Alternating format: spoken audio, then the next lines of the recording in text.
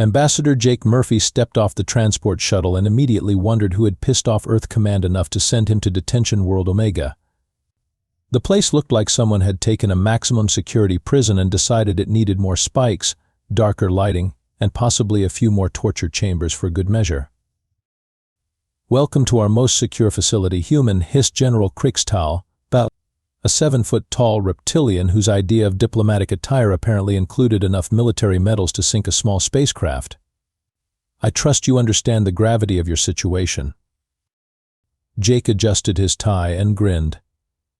"Well, considering you dragged me halfway across the galaxy to what looks like the universe's most depressing vacation resort, but I'm going to guess this isn't about renewing our trade agreements." The general's scales rippled with what Jake had learned was either irritation or indigestion. Hard to tell with reptilians. "Your species has been expanding too rapidly into sectors we consider problematic. The Galactic Council has decided that humanity requires certain limitations on its territorial ambitions." "Limitations," Jake repeated, pulling out a small notepad. "That's a fancy way of saying you want us to stop being better at colonization than you are." Warden Vex, a nervous insectoid whose antennae twitched every time Jake spoke, chittered anxiously.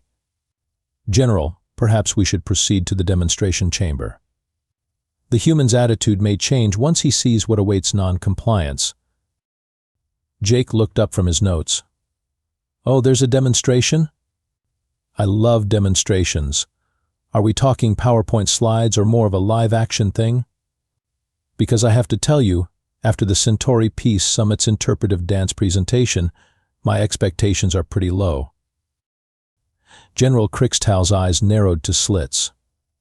"Human, your species' cavalier attitude toward galactic authority ends today.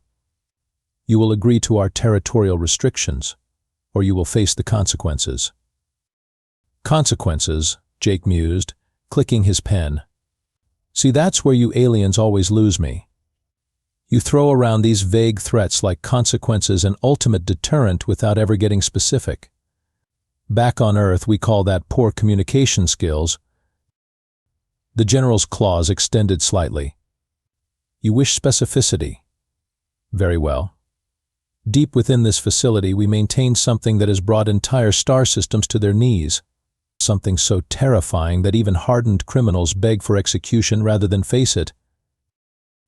"Now we're talking," Jake said, pocketing his notepad. "Lead the way, General. Let's see what you've got. That's scarier than my ex-wife's cooking." As they walked through increasingly secure corridors, Jake noted the way even the guards stepped aside when they passed. The air grew thicker, more oppressive, and he could swear he heard something massive moving behind the reinforced walls. "Last chance, human," General Krixtal said as they approached a massive vault door. "Agree to our terms now, and you can return to your little blue planet with your dignity intact." Jake shrugged. "You know what they say, General? In for a penny, in for a pound. Though I'm pretty sure you don't have either pennies or pounds out here, so let's just say I'm committed to seeing this through." The general's smile revealed far too many teeth. "As you wish." The vault door opened with a sound like the universe clearing its throat, and Jake was immediately hit by a wave of heat, humidity, and something that smelled like a combination of sulfur and existential dread. The chamber beyond was massive, easily the size of a football stadium, with walls that disappeared into darkness above. "Behold," General Krixtal announced with theatrical flair, "the void spawn of Kepler 442 billion. The most dangerous predator ever encountered by galactic civilization." Jake peered into the gloom and whistled low. "Okay, I'll give you points for dramatic presentation. The lighting in here is very ominous alien threat. Did you hire a set designer? Or is this just natural alien aesthetic?" Warden Vex's antennae twitched frantically. "General, the creature seems agitated by our presence. Perhaps we should maintain a safe distance." "Safe distance," Jake repeated, stepping closer to the reinforced barrier. "How unsafe are we talking here? Like might give you a nasty bite unsafe, or will reduce you to component atoms unsafe?" The general activated a series of floodlights and Jake's question was answered immediately. The creature that emerged from the shadows was something that looked like nature had gotten drunk and decided to combine a kraken, a dragon, and possibly a particularly angry filing cabinet. It stood 30 feet tall, covered in bioluminescent scales that pulsed with an ominous red light, and possessed more tentacles than Jake cared to count. The void spawn has eliminated the populations of 17 worlds, General Krixtal said with obvious pride. It feeds on fear, grows stronger with each kill, and has never shown mercy to any living being. The last ship that attempted to capture it lost 300 crew members in under 4 minutes. Jake nodded thoughtfully. That's certainly impressive. What's its name? Me. The general blinked. Its name? Yeah, what do you call it? I mean, void spawn of Kepler 442 billion is a bit of a mouthful for everyday conversation. It does not require a name, the general snapped. It is a weapon of mass destruction, not a pet. Everything needs a name, Jake said reasonably. How do you guys refer to it in your reports? The big scary thing in the basement? That's just poor filing system management. The creature suddenly slammed into the barrier, and the entire chamber shook. Its multiple eyes fixed on Jake with what appeared to be pure hatred, and it let out a sound like a fusion reactor having a nervous breakdown. You see? General Krixtal said, his voice rising with excitement. Even through the barriers, it senses your fear. It knows weakness when it encounters it. Jake tilted his head, studying the creature's body language. Actually, I don't think it's sensing fear. Look at how it's positioning its limbs. That's not an attack posture. That's more like curiosity. And those vocalizations aren't entirely aggressive. There's definitely a questioning tone in there. Warden Vex backed away from the barrier. Questioning tone? Ambassador, I assure you, this creature knows only destruction. Has anyone ever tried communicating with it? Jake asked, pulling out a small device from his pocket. I mean, besides the whole "we're going to keep you locked up forever" approach? The general's laugh was harsh. Communicate. Human, this thing has a brain the size of a pea. It operates on pure instinct and bloodlust. Jake activated his device, and a series of soft, melodic tones filled the chamber. The creature's reaction was immediate and surprising. It stopped pressing against the barrier and tilted its massive head, listening intently. Interesting, Jake murmured. Universal biorhythmic patterns. Every living thing responds to certain frequencies. It's basic xenobiology. You're a diplomat, the general protested. What do you know of xenobiology? Jake grinned. Well, before I got into the exciting world of interstellar politics, I spent a few years studying alien life forms. Amazing what you can learn when you actually try to understand something instead of just being afraid of it. The creature began to emit a low, harmonic response to Jake's tones, and several of the guards stepped nervously backward. This is impossible, Warden Vex chittered. The creature has never responded to anything but violence. Maybe, Jake said, still watching the creature's reactions, it's because violence is all you've ever shown it. Jake pocketed his device and approached the control panel beside the barrier. So what's the story here? How long has this big guy been locked up? General Krixtal's scales flushed a deeper shade of green. The creature has been contained for 3 standard years. It was captured after devastating the Proxima mining colonies. 3 years in solitary confinement, Jake mused, examining the barrier controls. No wonder it's cranky. Anyone would be after 3 years of nothing but artificial light and the occasional terrifying alien visitor. It is not cranky, the general snapped. It is a killing machine. Right, and I'm sure the complete lack of environmental enrichment, social interaction, or basic creature comforts has nothing to do with its attitude. Jake looked up at the massive being, which was now watching him with what seemed like genuine interest. What do you say we give this fellow a proper introduction? I'm going to call you Fluffy. The silence that followed was so complete that Jake could hear the creature's massive heartbeat through the barrier. Fluffy? Warden Vex's voice cracked. You wish to name the most dangerous predator in the galaxy, Fluffy? Why not? Look at all that beautiful bioluminescent fur. Well, scales, but they're fluffy-looking scales, and those tentacles are definitely fluffy, very soft and squishy. Jake waved at the creature. Hey there, Fluffy, how's it going, buddy? The creature's response was immediate and completely unexpected. It settled back on its haunches and began to emit a sound that was unmistakably similar to purring. Several guards dropped their weapons in shock. This is impossible, General Kriegstall breathed. The creature does not purr. It roars. It screams. It does not purr. Well, Fluffy's purring now, Jake said cheerfully. And look at that tail movement. That's definitely a happy tail wag. You know, I think Fluffy here might just be lonely. Jake began to input commands into the control panel, and alarms immediately began blaring throughout the facility. What are you doing?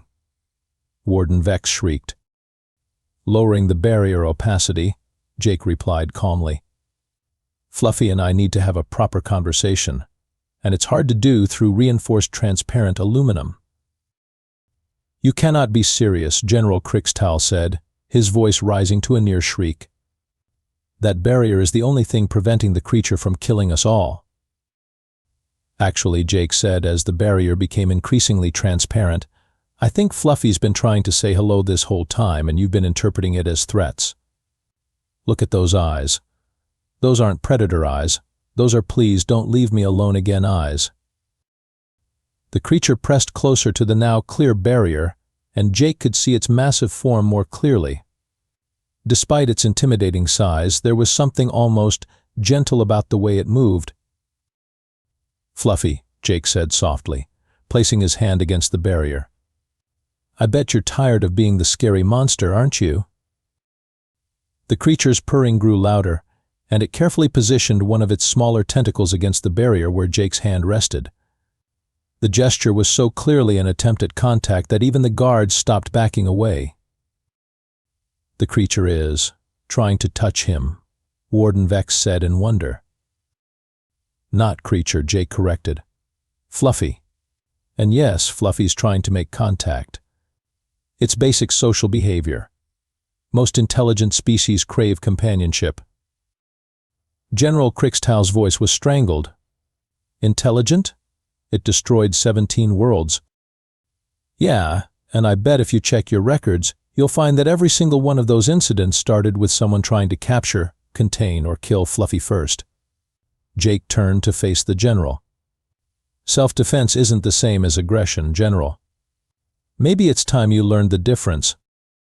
The creature's purring had taken on an almost musical quality, and Jake found himself smiling.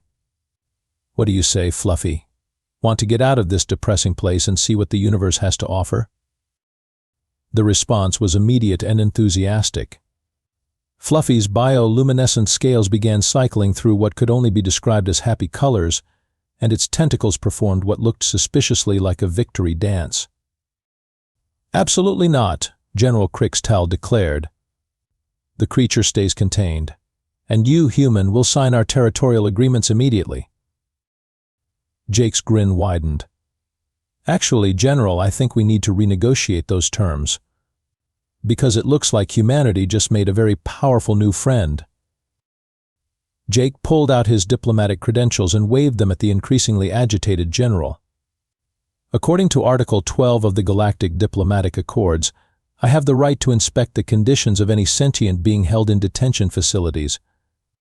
And frankly, what I'm seeing here is a clear violation of about 15 different interstellar welfare protocols. Welfare protocols? General Kriegstall's voice cracked. It is a weapon of mass destruction. It's a living being, Jake corrected, and according to my readings, It's been subjected to sensory deprivation, social isolation, and what appears to be deliberate psychological torment. In human terms, this constitutes torture. Warden Vex's antennae drooped. Ambassador, I assure you we have followed all standard containment procedures. Standard containment procedures for what? A nuclear warhead? Because that's clearly not what we're dealing with here. Jake gestured toward Fluffy, who was now creating complex light patterns with its bioluminescent scales. Look at that. That's not random cellular activity. That's sophisticated communication. Jake activated his translation device and began recording the light patterns. After a few moments, he looked up with a grim expression. Well, this is interesting. Fluffy's been trying to tell you something for 3 years and you've been ignoring it. What could it possibly have to say? The general demanded. According to the translation matrix, it's been repeating the same message over and over. Please stop hurting me. I want to go home. Jake's voice had lost its humor. You've been torturing a homesick child, General. The creature's purring had taken on a sadder tone, and its colors shifted to deep blues and purples. It was clear that even without understanding the words, Fluffy knew they were talking about it. Child? Warden Vex chittered nervously. But the size, the destruction it caused. Ever hear of a growth spurt? Jake asked. Some species don't reach emotional maturity until well after physical development. Fluffy here is probably the equivalent of a confused, scared teenager who's been locked in solitary confinement for 3 years. Jake turned back to the control panel. As a diplomatic representative of Earth, I'm invoking protective custody protocols. This being is now under human protection. You cannot do that, General Krixtal snarled. The creature is a prisoner of war. War with whom? Did Fluffy's species declare war on the galaxy, or did you just decide that being big and scary was a crime? Jake's fingers flew over the control panel. Because if it's the latter, that's called genocide, and Earth takes a very dim view of genocide. The barrier began to lower, and chaos erupted in the chamber. Guards scrambled for cover, alarms blared, and Warden Vex began chittering what sounded like prayers in his native language. Jake, came a gentle voice from behind him, and he turned to see Fluffy had somehow learned to approximate human speech. The creature's voice was like wind chimes in a thunderstorm, beautiful and powerful at the same time. Hey there, Fluffy, Jake said softly. How are you feeling? Yoinga. Lonely, Fluffy replied, its colors shifting to warm golds and greens. So very lonely. Thank you for seeing me. General Krixtal's jaw dropped. It speaks? It's been trying to speak for 3 years, Jake said, not taking his eyes off Fluffy. You just weren't listening. Were you, buddy? Fluffy's massive head nodded slowly. I tried to tell them. About the ships that attacked my home, about my family, about why I defended myself. But they only saw a monster. Well, I see you, Jake said, reaching out to touch one of Fluffy's tentacles. It was warm and surprisingly soft. And I think it's time we got you out of here. The creature's purring resumed, louder and more musical than before. Several of the guards had stopped running and were staring in amazement at the gentle interaction between human and supposed monster. This changes everything, Warden Vex said quietly. If the creature is truly sentient, truly capable of communication, then every world that labeled it a monster without trying to understand it is going to have some very uncomfortable questions to answer, Jake finished. Starting with this facility and its charming management. General Krixtal was backing toward the exit. The Council will never accept this. They will demand proof. Oh, I think Fluffy will be happy to provide all the proof they need, Jake said, grinning. Won't you, buddy? Buddy? Fluffy's response was to gently wrap one of its tentacles around Jake's arm in what was unmistakably a protective gesture. The message was clear. Anyone who wanted to hurt Jake would have to go through 30 feet of very unhappy alien first. "I think," Jake said cheerfully, "it's time to call Earth Command and let them know the negotiations have taken an interesting turn." Section 5. The General's Gambit Backfires. General Crickstal's retreat lasted exactly long enough for him to reach the emergency communication panel. Within minutes, the chamber was flooded with additional security forces, all armed with weapons that looked like they could punch holes in small moons.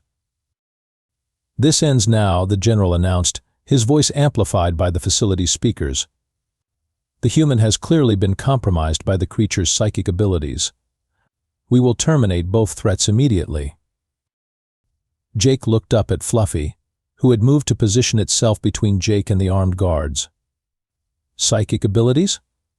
That's your explanation for basic human decency?" "No human could resist the creature's influence," General Crickstal declared. "It has obviously enthralled you with its alien powers." "The only thing Fluffy has enthralled me with is good conversation and a surprisingly gentle nature," Jake replied.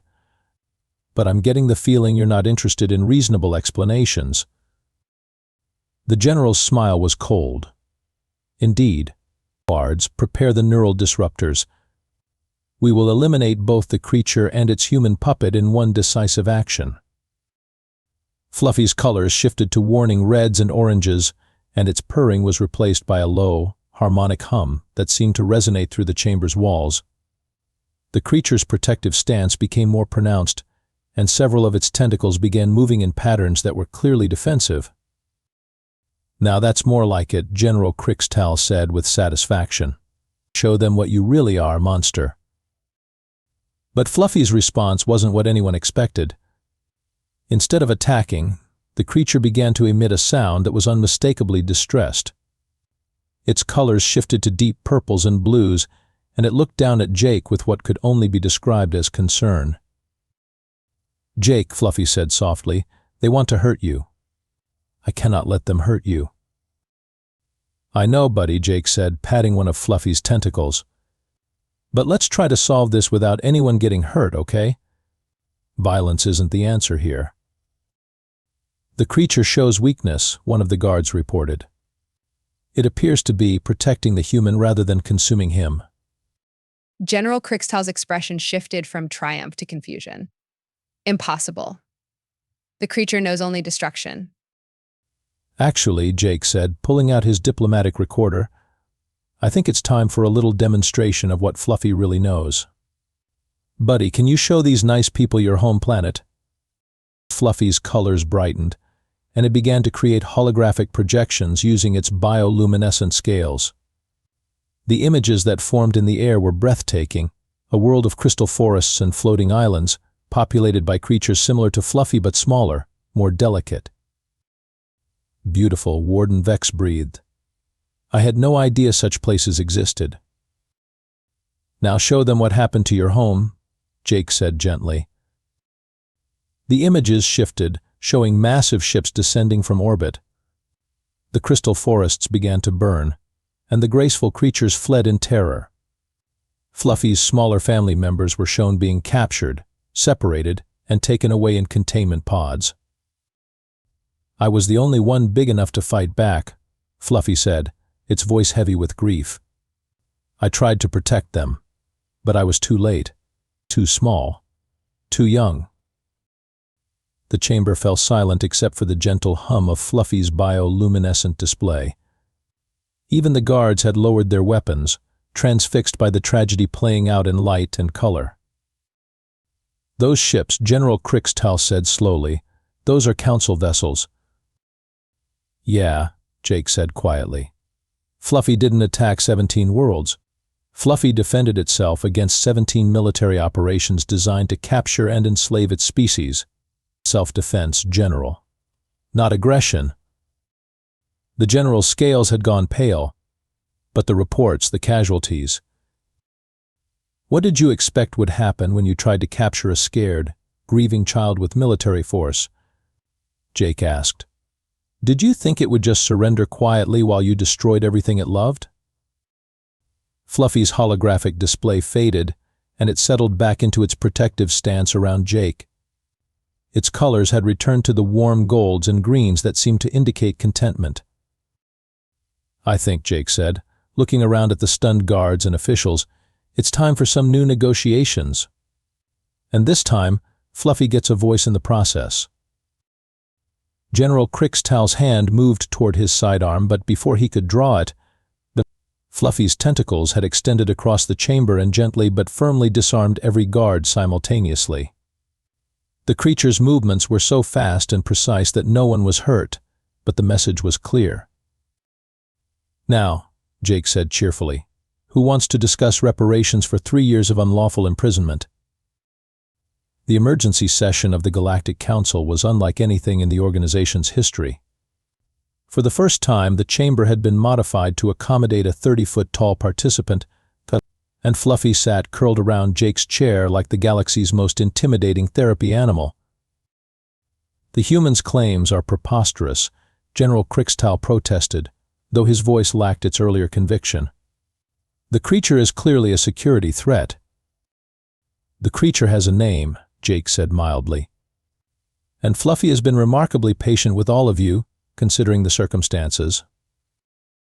Fluffy's gentle purring filled the chamber, and its colors shifted to peaceful blues and greens. Several council members who had initially been terrified were now watching the creature with obvious fascination. "The evidence is compelling," admitted Councillor Vexnala, a spider-like being from the Andromeda sector. "If the creature was indeed acting in self-defense, then our military actions against its homeworld constitute a violation of the Galactic Protection Accords." "More than that," Jake said, standing up and activating his presentation device. "Fluffy's species demonstrates intelligence, culture, and advanced biotechnology. By any legal definition, they qualify for full sentient rights under galactic law." The holographic display showed Fluffy's people in their natural state, creating art with their bioluminescence, building complex structures from living crystal, and engaging in what was clearly sophisticated social interaction. Furthermore, Jake continued, "the attempted genocide of Fluffy's species represents a clear violation of the Sentient Protection Acts. Earth demands full reparations for the survivors, restoration of their homeworld, and immediate cessation of all military operations in their sector." General Crickstal's scales flushed angry red. "You cannot make demands. Humanity is barely a spacefaring species. You have no authority here." Fluffy's head rose slowly, and its colors shifted to warning oranges and reds. When it spoke, its voice carried clearly through the chamber's acoustics. "The humans showed me kindness when you showed me only fear. They saw me as a person when you saw me as a weapon. I choose to ally myself with humanity, and I am not alone in this choice." The chamber's main screen activated, showing dozens of massive creatures similar to Fluffy floating in space outside the council station. They had arrived silently, but their presence was unmistakable. "My family," Fluffy said simply. "The ones who escaped. They have been searching for me for 3 years. They followed the human ships here." Councillor Vexnala's multiple eyes widened. "There are more of them." 43 survivors, Fluffy confirmed. "All adults now. All very interested in learning about the species that rescued me from my prison." Jake grinned. "So about those territorial restrictions you wanted to discuss. I think we might need to revisit the terms." The negotiations that followed were brief and entirely in humanity's favor. The Council not only lifted all restrictions on human expansion but also granted Earth Protectorate status over Fluffy's species and their restored homeworld. General Crickstal was quietly reassigned to a monitoring station in the Outer Rim, and Warden Vex was given a new position in the Council's newly created Sentient Rights Department. As Jake prepared to leave the station, Fluffy settled beside him with its characteristic purring. "Will you visit my home?" Fluffy asked. "My family wishes to meet the humans who saved me."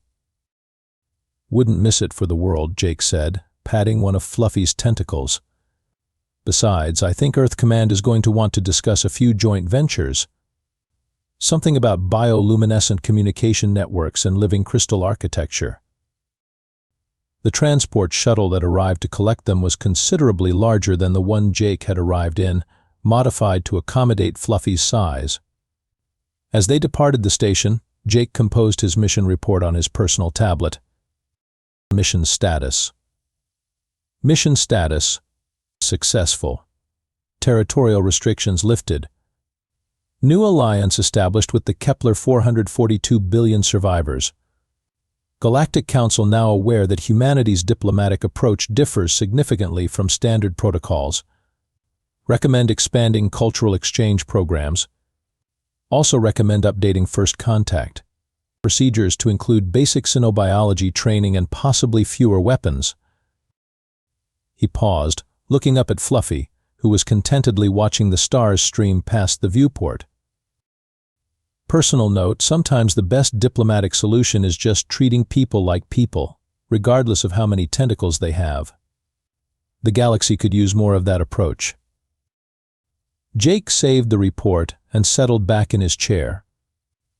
Behind them, the council station grew smaller in the distance, and ahead lay new worlds, new species, and new opportunities for the kind of understanding that came from looking past the surface and seeing the person underneath. Fluffy's purring had taken on a musical quality, and Jake found himself humming along. It was, he reflected, probably the most successful diplomatic mission in human history, and it had all started with simply giving someone a name. "Come on, Fluffy," he said as they approached the jump point. "Let's go home."